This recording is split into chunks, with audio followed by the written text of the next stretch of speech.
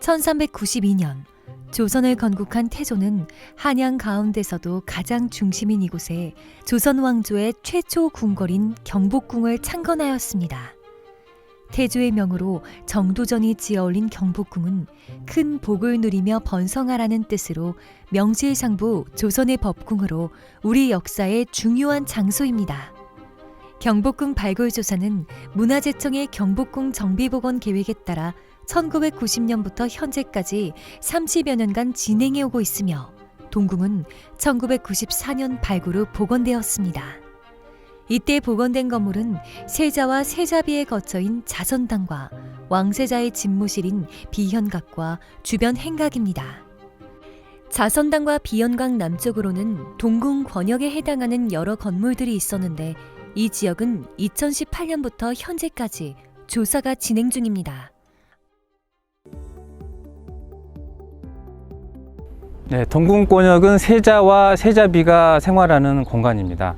1994년에 세자와 세자비의 거처인 자선당 그리고 세자의 집무공간인 비현각이 발굴조사되었고 바로 정비 복원이 완료되었습니다.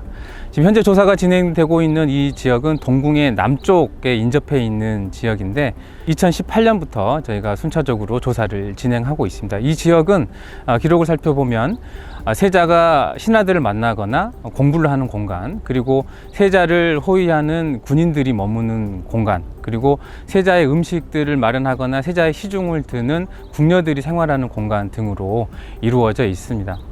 이 동궁 일대는 1427년 세종연간에 조성이 완료가 되었는데 1592년 임진왜란 때 완전히 소실되기 전까지 총 3차례의 큰 화재가 있었고 이에 따른 재건축도 굉장히 빈번하게 이루어졌습니다. 실제 발굴조사 결과에서도 큰 화재로 인해서 건축 부재가 그름이 이렇게 있는 그런 건축 부재들을 비롯해서 다른 정각에서 사용되었던 석재들이 재사용되는 그런 상황들도 확인되는 것을 보면 그런 빈번한 재건축 그리고 화재가 있었음을 좀 확인할 수가 있었습니다.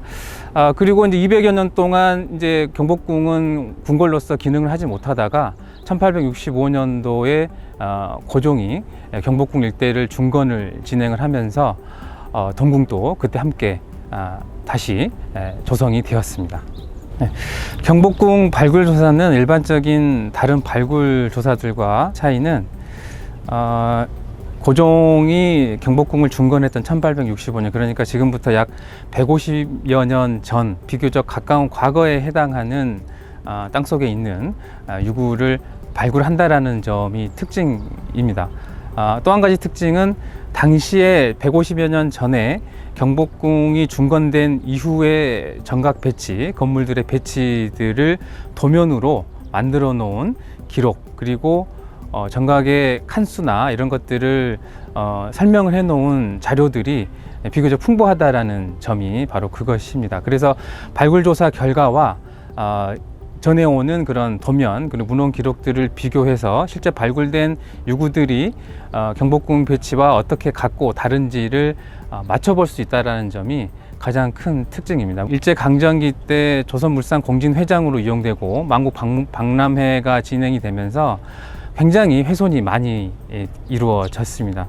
지금 조사하는 구간은 그 바로 또 남쪽에 해당하는 공간인데 굉장히 복잡하게 중첩된 건물의 기초들이 확인이 됐습니다. 지금 제가 이렇게 위치하고 있는 이쪽 공간은 문기수청 혹은 문기수직서가 있었다라고 하는 공간입니다. 그렇지만 여기도 마찬가지로 당시 그 도면하고 비교했을 때 정확하게 발굴조사 결과와 일치하는 기초시설의 위치를 확인하기는 조금 어렵습니다. 그만큼 이쪽 지역이 많은 재건축이 이루어졌음을 알 수 있는 상황입니다. 다만 이 지점에서 중요한 것은 이 세장 방향의 기다란 돌로 짜여진 구조물인데요. 이 구조물의 용도 부분에 대해서는 정확하게 특정할 수가 없었습니다. 당시 조사에서는 2020년 조사에서는요. 그런데 한 가지 추정할 만한 단서가 있었습니다. 바로 궁궐지라고 하는 문헌이었는데요. 이 궁궐지라고 하는 책은 1904년에 경복궁에 있는 정각들의 칸수와 용도 등을 설명하는 책자입니다. 이 책에 보게 되면 이 문기수청, 현재 지금 제가 있는 이 자리에 문기수청이 있었고 그 문기수청 동쪽에 총 4칸짜리의 화장실이 있었다라고 하는 기록이 있었습니다. 그래서 저희가 이 유구를, 용도 미상의 유구를 뭐 정확치는 않지만 문헌에 근거해서 화장실일 가능성이 있다라고 하는 점을 알 수가 있었습니다. 당시 조사 때만 하더라도 이와 같은 구조의 유구는 뭐 기존에 확인된 바가 없었기 때문에 정확한 용도를 알 수가 없었던 것이었는데요. 기본적으로 이 유구는 땅을 깊게 굴착을 한 다음에 바닥에 돌을 깔고 그 위로 이렇게 보시는 것처럼 큰 장대석들을 쌓아 올리면서 동시에 그 뒤쪽도 돌들을 채워 넣으면서 보강을 하면서 쌓아 올렸습니다. 이 구조물의 전체 길이는 내부 길이가 10.4m고 폭은 1.4m 정도가 되고요. 깊이는 현재 남아있는 가장 높은 걸 기준으로 하면 1.8m 가량입니다. 이 구조물의 가장 또 하나의 큰 특징은 저 북쪽에 보시는 것처럼 이 담벽 쪽에 물이 들어올 수 있는 구멍을 만들어 놨습니다. 수구를 만들어 놨습니다. 그리고 또 한 가지 특징은 그 측면에는 물이 빠져나갈 수 있게 또 다른 또 수구를 2개를 또 마련해 놓은 것인데요.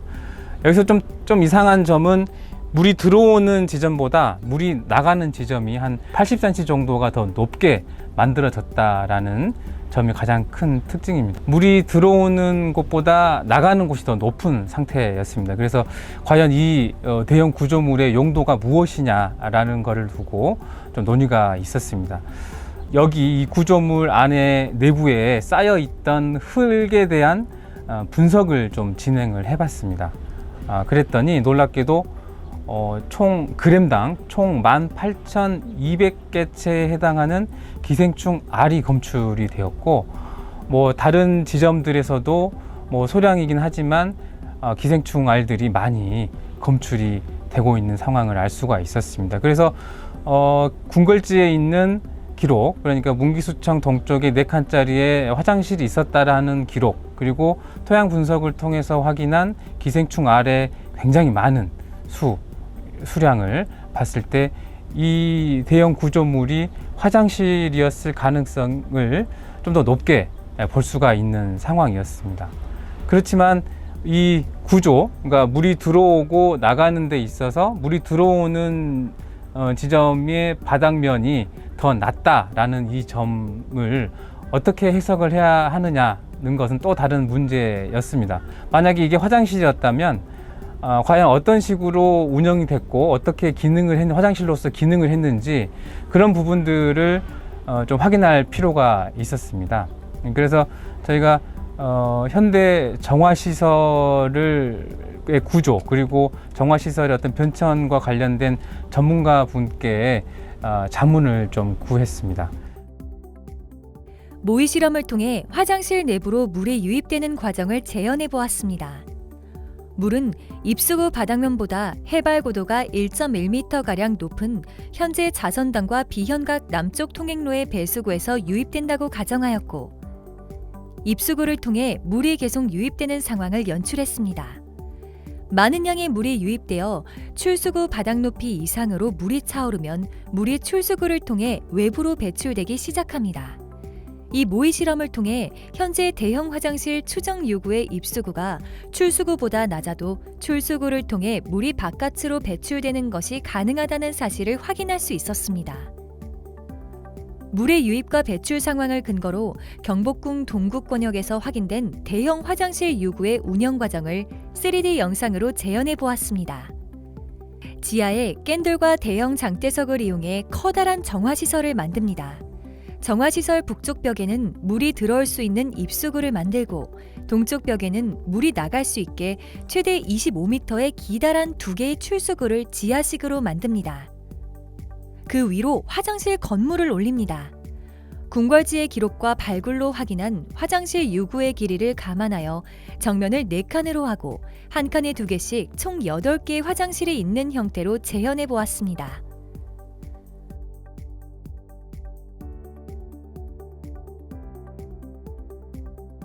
화장실 내부 너비는 대략 1.2m가 됩니다. 화장실이 사용되는 모습입니다. 지하에 조성된 정화시설로 분뇨가 쌓입니다. 입수구에서 물이 지속적으로 유입되어 내부에 쌓인 분뇨와 섞입니다. 시간이 흐르면 유입된 물에 의한 발효가 진행되면서 오물은 바닥으로 가라앉고 오수와 정화수가 분리됩니다. 출수구 바닥면 높이까지 정화수가 차오르면 외부로 배출되기 시작합니다. 화장실이 계속 사용되고 변이 입수구 높이까지 차오르면 화장실 바닥판을 일부 드러낸 다음 정화시설 내부의 변을 운반합니다. 갑작스런 집중호우 상황에서는 정화시설 내부의 수위도 함께 높아집니다. 정화시설 용적량이 한계에 이르면 오수가 출수구를 통해 지하에 매설된 배수로를 따라 배출됩니다. 이렇게 동궁 권역의 대형 화장실은 정화시설의 입수구를 만들고 물을 끌어들여 발효 과정을 거침으로써 악취를 줄임과 동시에 변을 압착시켜서 운반과 처리라는 번거로운 작업 횟수를 줄였습니다. 1인당 1일 평균 분뇨량이 1.2리터 정도이고 1년에 한 번만 분뇨를 처리하는 것으로 계산하면 매일 150명이 사용할 수 있는 대형 화장실인 것입니다. 네, 정화시설 전문가분의 검토를 통해서 이 대형 유구가 화장실 하부의 정화시설이라는 사실을 정확하게 알 수가 있었습니다. 네, 이 화장실 유구가 그렇다면 언제 만들어졌는지 이 부분은 크게 3개 부분으로 검증을 할 수가 있습니다. 먼저 문헌 자료에서 경복궁 배치도가 만들어진 시점이 1888년에서 1890년 그 사이인데 그때에 해당하는 그 도면에 현재 발굴조사로 확인한 이 대형 유구, 화장실 유구의 위치와 거의 일치하는 지점에 비슷한 규모의 건물이 있다라는 점이 하나가 있습니다. 또 한 가지는 이제 과학적인 분석 방법, 방사선 탄소 연대 분석이라고 하는 기법인데 이 화장실 유구 안에서 소뼈가 2개체가 확인이 됐습니다. 그래서 그 소뼈에 있는 그 원소를 분석을 해서 그 결과를 확인했을 때 19세기 중후엽으로 확인이 되었습니다. 중심 연대가요. 그래서 2가지 부분에서 고종이 경복궁을 중건했던 그 시점에 해당한다라는 사실을 알 수가 있었습니다. 마지막으로 이제 발굴조사된 유구의 어떤 선후 관계, 층위 관계를 통해서 그 부분을 또 접근할 수가 있는 것인데요. 이쪽을 보시게 되면 총 3번에 걸쳐서 층이 구분이 된다는 것을 알 수가 있습니다. 이 가장 바닥에 보이는 이 돌 무더기들은 건물의 기둥을 세울 때 들어가는 그 하부의 기초 시설들입니다. 이 기초 시설의 평면의 형태 그리고 크기로 봤을 때 이와 같은 형태의 기초 시설들은 조선 전기 무렵에 유행했던 그런 적심 형태임을 고고학적인 조사 연구를 통해서 알 수가 있습니다. 화장실 유구의 이 단면을 보시게 되면 이 화장실 유구는 이 조선 전기에 만들어진 기초 시설 그 상부에 위에 조성이 되어 있다라는 사실을 알 수가 있고요. 그리고 나서 마지막에 이와 같은 근현대의 건물의 기초가 들어오면서 일부를 또 한 번 더 파괴하고 있다라는 사실을 알 수가 있습니다. 그래서 이러한 고고학적인 발굴 결과를 통해 확인한 어떤 층사 관계로 이 대형 화장실의 유구가 최소한 조선 전기가 아니고 조선 후기에 해당한다는 사실을 알 수가 있습니다. 조선시대에 해당하는 대형 화장실 유구는 양주 해암사지에서 확인된 대형 화장실 유구가 있습니다. 전체 형태는 유사하지만 근본적인 어떤 운영되는 방식에 있어서는 큰 차이가 있다고 할 수 있겠습니다.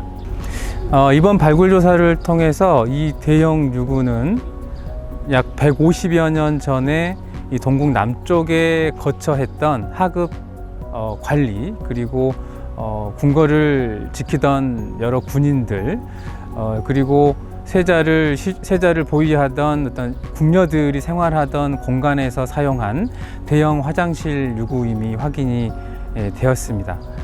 특히 이제 구조적인 부분에 있어서는 물을 이용해서 내부에 있는 그 분뇨들을 정화하는 구조는 세계적으로도 유례를 찾아볼 수 없는 그런 친환경적인 기술력이 함축된 것이라고 합니다.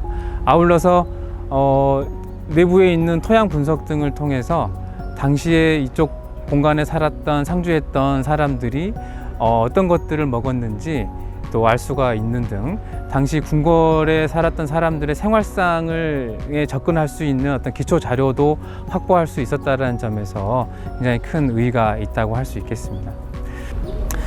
이번에 확인한 대형 화장실 유구의 향후 정비 보존 그리고 활용 방안에 대해서는 관련 부서와 긴밀히 협의해서 가장 좋은 안을 마련하고자 합니다.